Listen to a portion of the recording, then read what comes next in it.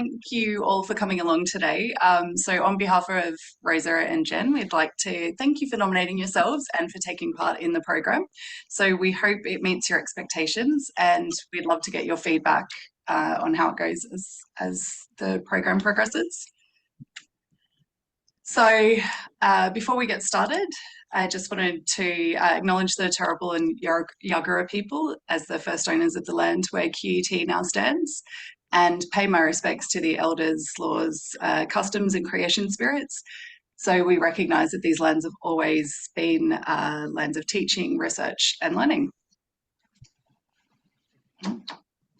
So for today, what we'd like to cover off is just a brief overview of the program itself, the expectation for each of you as participants, a bit of a guide that we've put together for the meetings, some advice as well on what you can do if things aren't meeting your expectations, and then any questions that you might have, we'll have time to answer as well. So, a bit of an update since there's people from different centres here. So we have 20 participants, 20 pairs of mentors in total, and they're from 3 different QUT-led training centres. So there's the Australian Cobotics Centre, the ARC Training Centre for Joint Biomechanics, and the ARC Training Centre for Behavioural Insights into Technology Adoption. So we do have participants from Sydney, Melbourne, Brisbane, and from all different disciplines as well. So we're really lucky we've been joined by 3 industry mentors as part of this round, and also 16 academic mentors as well. So as you all know, the plan is that we'll commence officially with your first meeting to take place from August. So this is just an overview of the program so you can get started in August, with the aim that we have around 6 monthly meetings due to end probably in January, February of next year.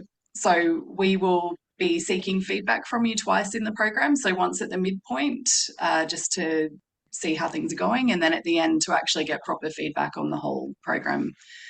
From there as well, we'd also love to profile some of the experiences of people on our social media, and also to present to the ARC to show them that we've collaborated together to create this program.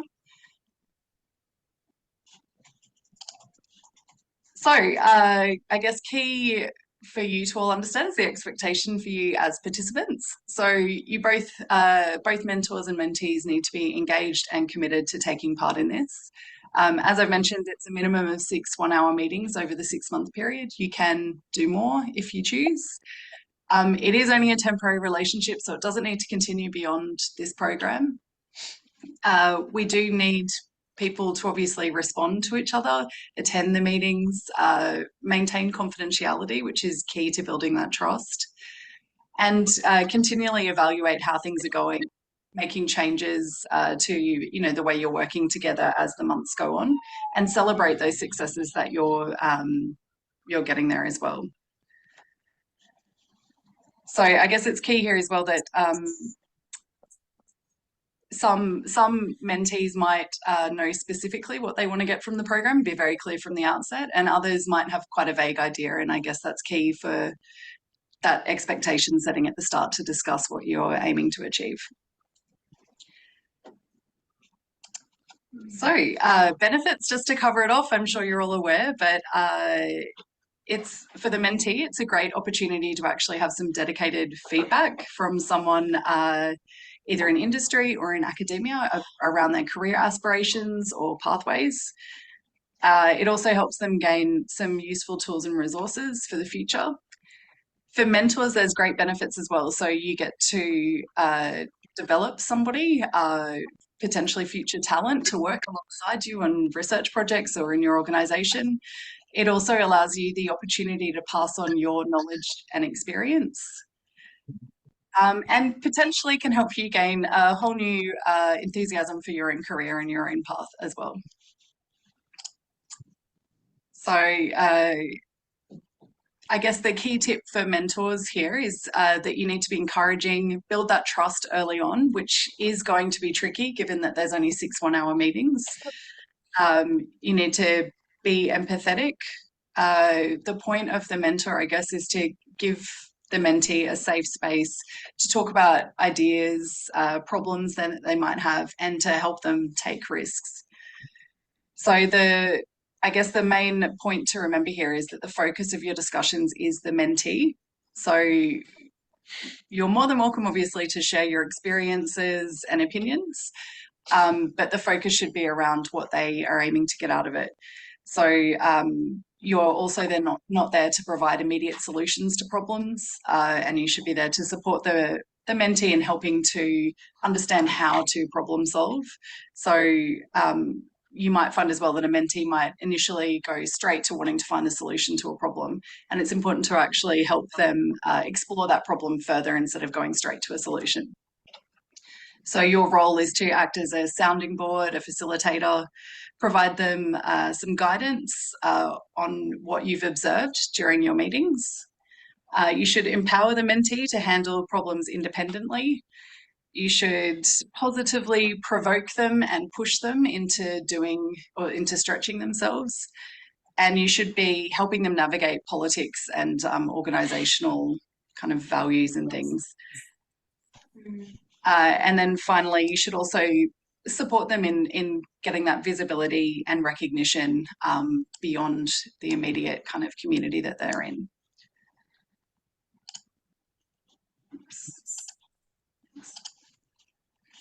So for mentees, it's really important that you're prepared for these meetings. So the mentors have given up their time. They're very busy people. They have lots of things that lots of commitments and other things that they do.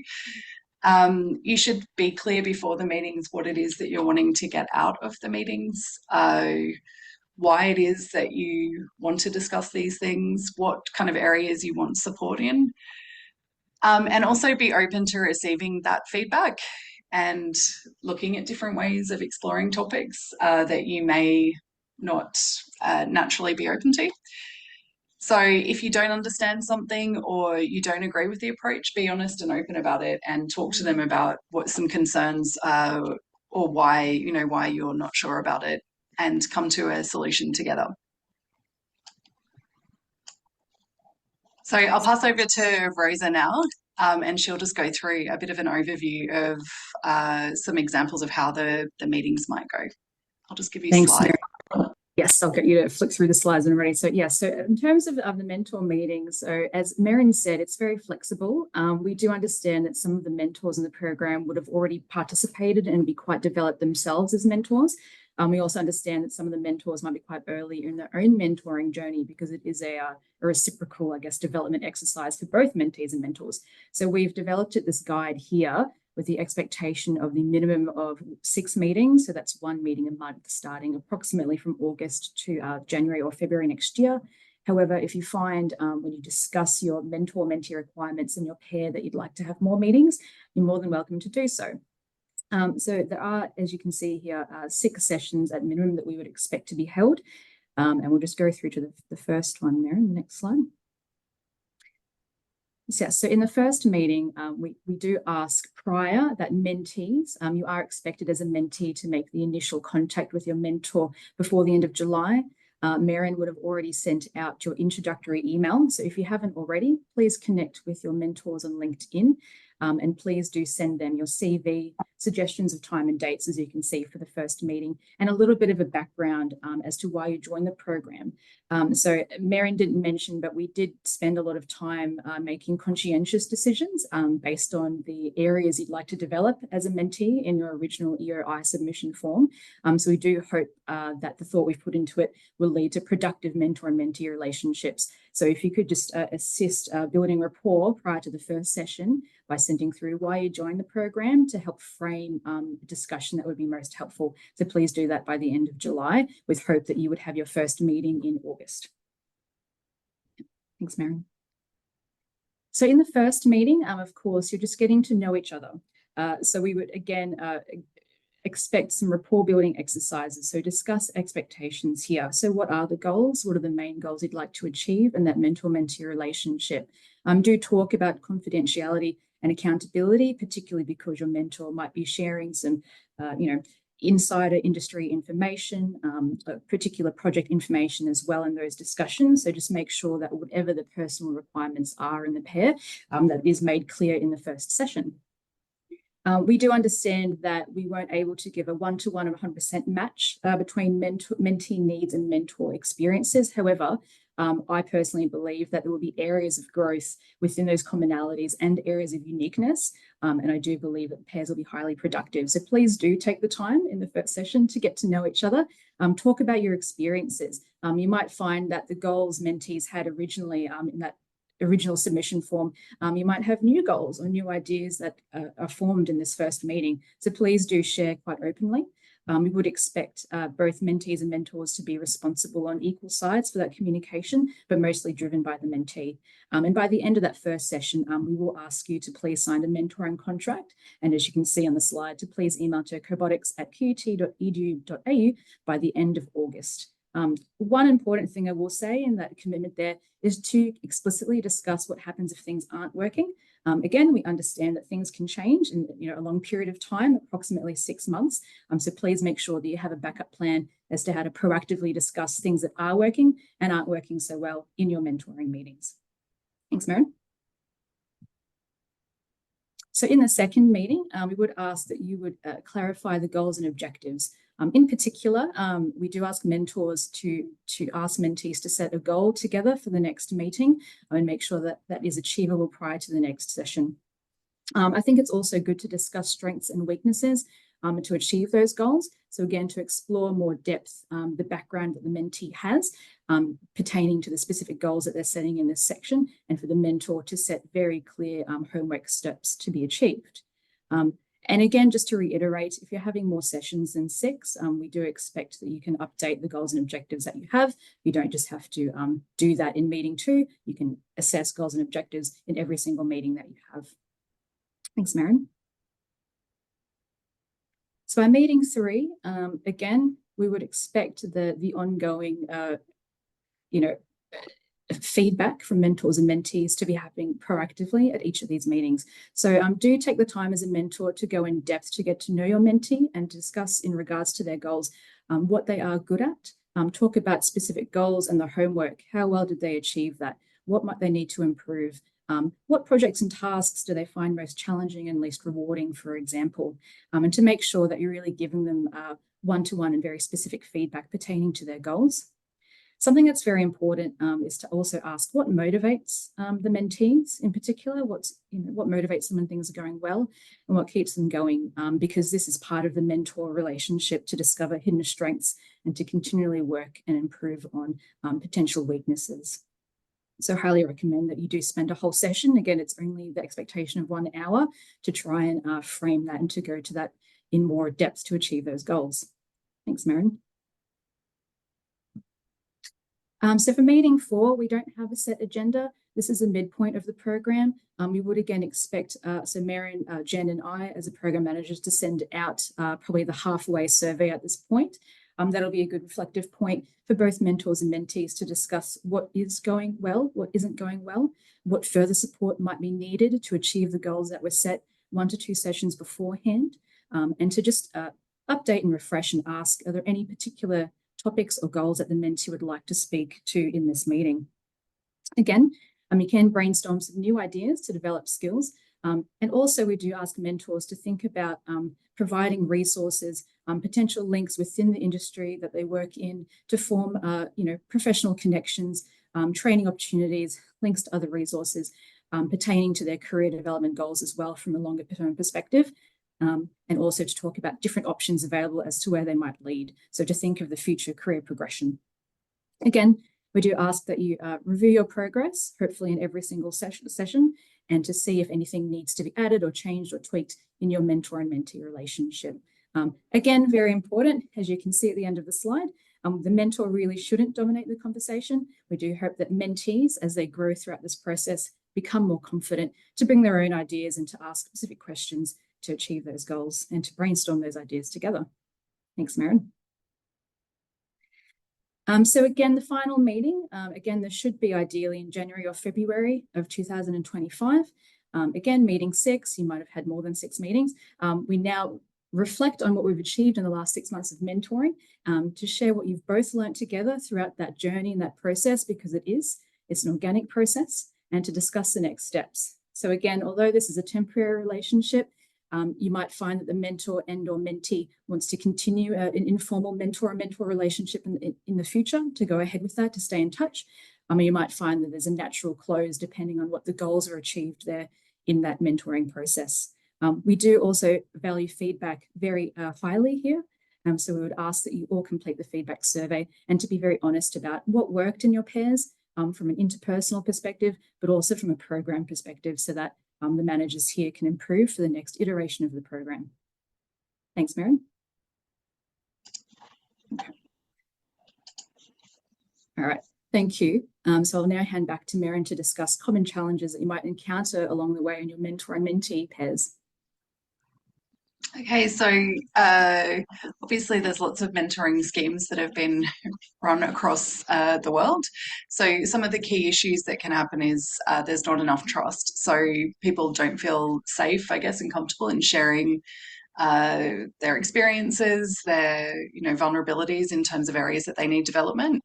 So I guess it is in total a minimum of 6 hours, which isn't a huge amount to build a trusting relationship with someone you hardly know. So ways to quickly do this is to keep your promises and commitments. So if you have booked in your 1 hour slot on a certain date, keep that as a priority of something that you need to maintain. Don't talk negatively about others, because obviously it reflects on the way you might talk about your mentee or mentor. Listen and remember what each other have said, so that shows that this is actually a valuable conversation and relationship that you have, and keep those confidences.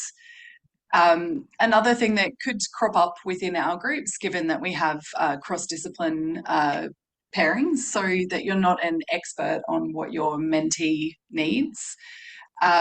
As a mentor, you're a facilitator, so your aim is to connect that mentee with a network and resources. You may not have all the answers for a specific I guess, scenario that they have. So you should be open about that and talk about how you would approach it, and actually learn together and learn from the experience that you've got with the mentor.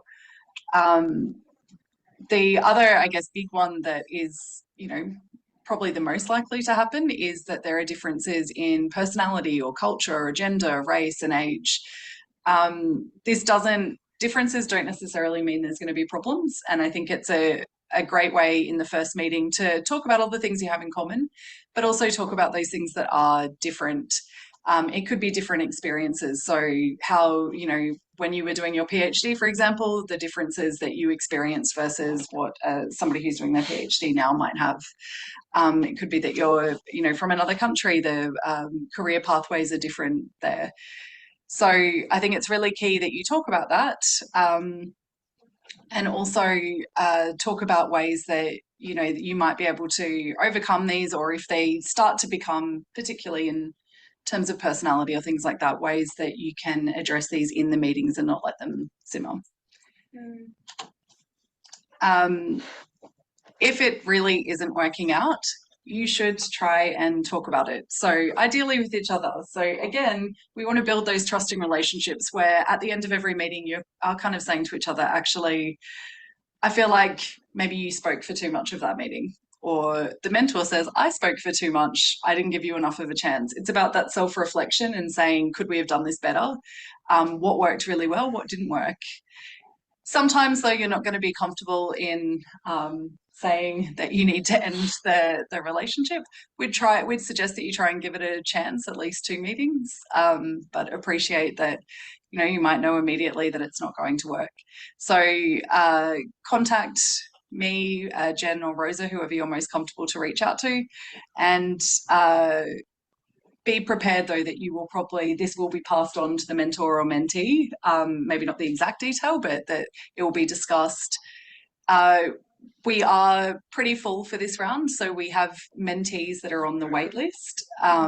So we probably won't be able to match you with another mentor for this round if it is that situation. But everybody is more than welcome to apply again in future rounds. So a reminder of next steps. Mentees should contact mentors by the 31st of July. So again, that's reaching out to them to talk about when that first meeting will take place, to connect on LinkedIn, send your CV or any details of why you want to participate in the program. You need to have your first meeting needs to have taken place by the end of August. And by that point, you also need to send us the mentoring contract. And by contract, as Rosa mentioned, it's basically just an overview of how often you're going to meet, when you'll meet, your main objectives for the mentoring partnership. We'll reach out again probably in another week or so, just to make sure to the mentees, to make sure that they've all contacted their mentors. But equally, if you have any issues in getting in contact, just let us. Well, we can't wait to hear how it all goes. So we'll get the recording out hopefully later today along with the handbook. And if you do have any questions, email cobotics@QUT or me, Jen or Rosa directly. Thank you all for coming. Thank you. Thanks, Jenna. Thank you. Thanks, Steve. Thank you, everyone. Thank you. Happy mentor and menteeing. Closing January.